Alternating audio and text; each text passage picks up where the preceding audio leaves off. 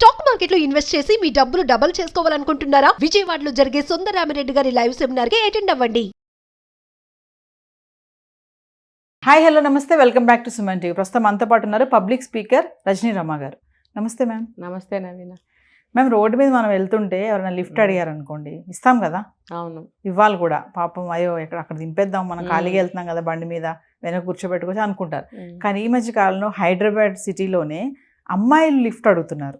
Lift అడగడము, ఎక్కిందాక ఉండాక వాళ్ళని పక్కకి divert చేయడము, అక్కడ తీసుకెళ్ళి బ్లాక్మెయిల్ చేయడం, నాకు డబ్బులు ఇవ్వు అట్లా అది ఇది అని చెప్పేసి.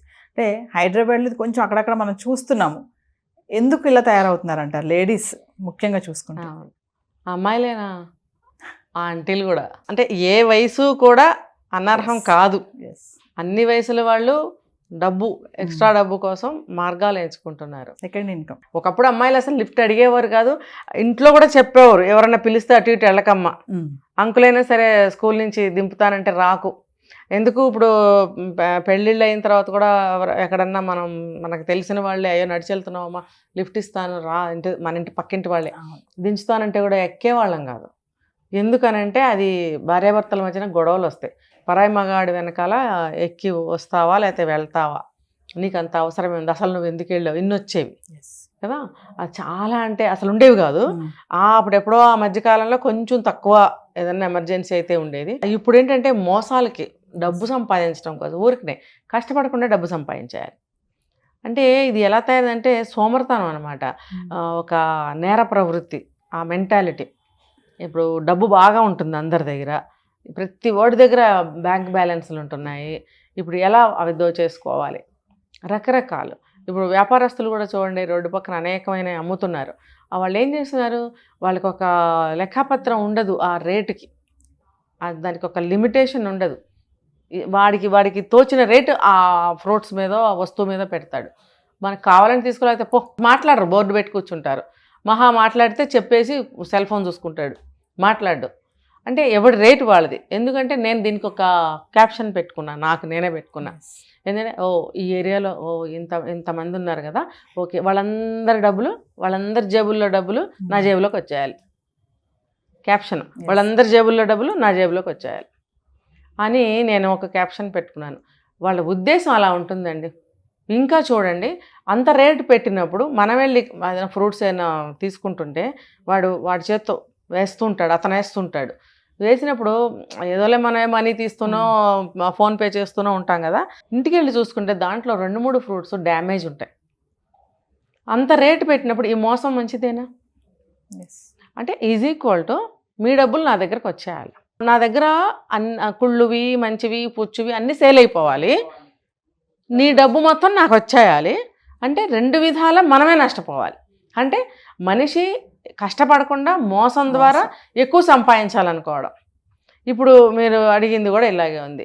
ఈ లిఫ్ట్ అడగటం జరిగింది రీసెంట్గా.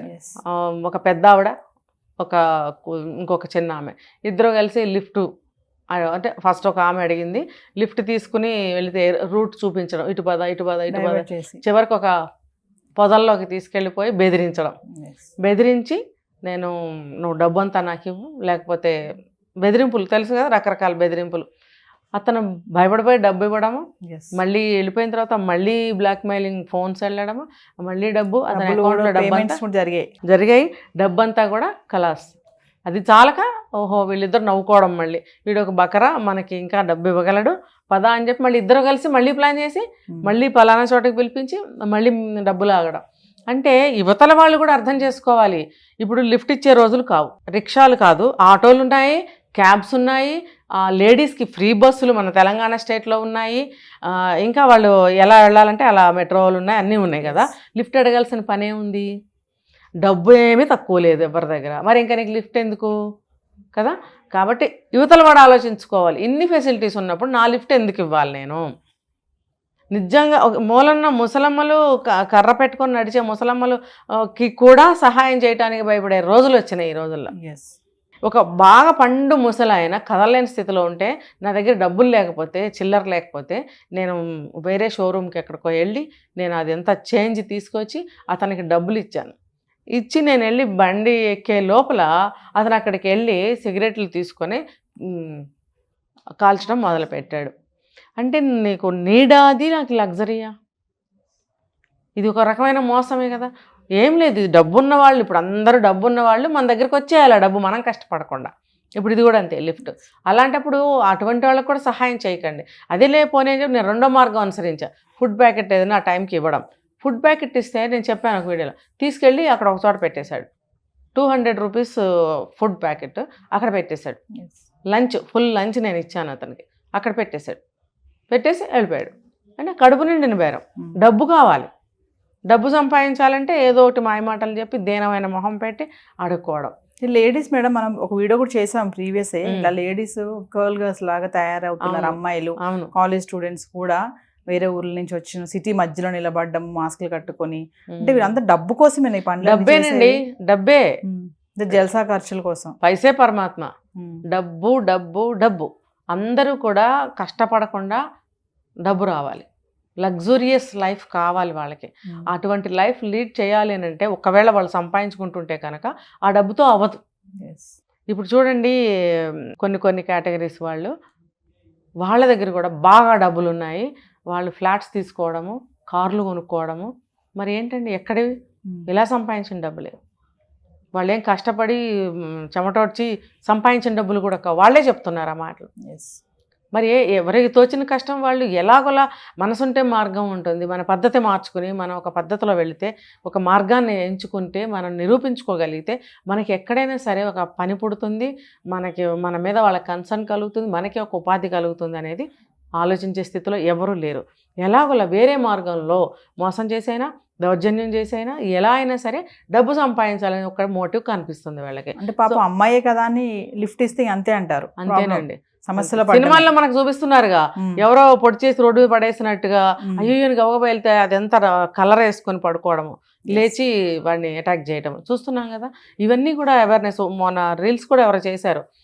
ఏంటంటే లిఫ్ట్ అడిగితే ఒక ఆవిడ ఎక్కించుకొని ఆవిడకి కత్తి పెట్టి పీక మీద భయపెట్టడము, ఆవిడ కొంచెం ధైర్యంగా ఎదుర్కొని అటాక్ చేయడము. తర్వాత ఇది ఊరికనే మేము రీల్స్ చేస్తున్నాం అంటే ఇది అవేర్నెస్ కోసం చేశారు. ఇలా ఎవరు లిఫ్ట్ అడగండి. లిఫ్ట్ తీసుకుంటే ఇలా జరగచ్చు, జరుగుతున్నాయి అని కాదు, జరగచ్చు. అంటే కొన్ని చోట్ల కొన్ని జరిగాయి కాబట్టి ఇలా మేము చూపిస్తున్నాం. కొంతమంది ఏమంటున్నారు, తెలియని వాళ్ళకి తెలియజేస్తున్నారు, మీరు చూపించడం వల్ల ఇంకొంచెం ఎక్కువ అవుతున్నాయి అని. లేదు, మనకి 3-4 జరిగాయండి, అవి వెంటనే జనానికి తెలియజేస్తే వాళ్ళు జాగ్రత్తగా ఉంటారు. ఇంకా 5వ వాళ్ళు ఎవరు కూడా అందులో మోసంలో పడరు అని మేము చూపిస్తుంటే తెలియజేస్తున్నాం అంటారేంటి? తెలియజేస్తున్నాము, ఇలా జరుగుతున్నాయి, మీరు అందులో పడకుండా జాగ్రత్తగా ఉండండి అని తెలియజేస్తున్నాం. దీనికి ఆ నేరాన్ని మాకు తెలియజేస్తున్నారంట.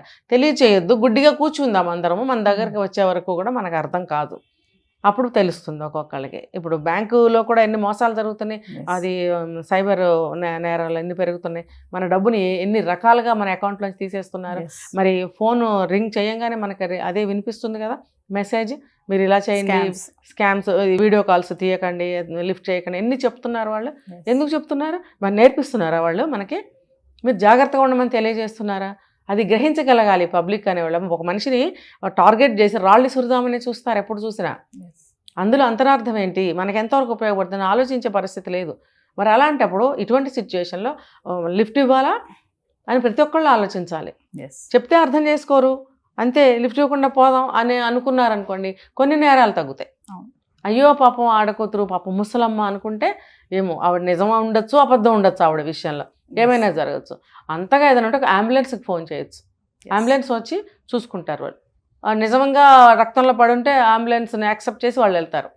లేదనుకోండి వాడు భయపడి అక్కడి నుంచి పారిపోతాడు. కాదు, అమ్మాయే కదా లిఫ్ట్ ఇద్దామని ఒకవేళ అదునుగా తీసుకుంటే మాత్రం చిక్కులో పడాల్సిందే. ఫస్ట్ ఆఫ్ ఆల్ అలాంటిది ఏదైనా జరిగితే పోలీస్ కంప్లైంట్ ఇవ్వాలి, అర్థమైందా? తర్వాత అంబులెన్స్ వాళ్ళే పిలుస్తారు. 100కి ఫోన్ చేస్తే ముందు వాళ్ళు వచ్చి చూస్తారు ఇది నిజంగా కేసా లేకపోతే నాటకమా. వాళ్ళు అవసరమైతే అంబులెన్స్ని పిలుస్తారు, ఇటు అవసరమైతే పోలీస్ స్టేషన్కి తీసుకెళ్తారు. చక్కగా చట్టానికి అప్పచెప్పడమే వాళ్ళని. Thank you madam.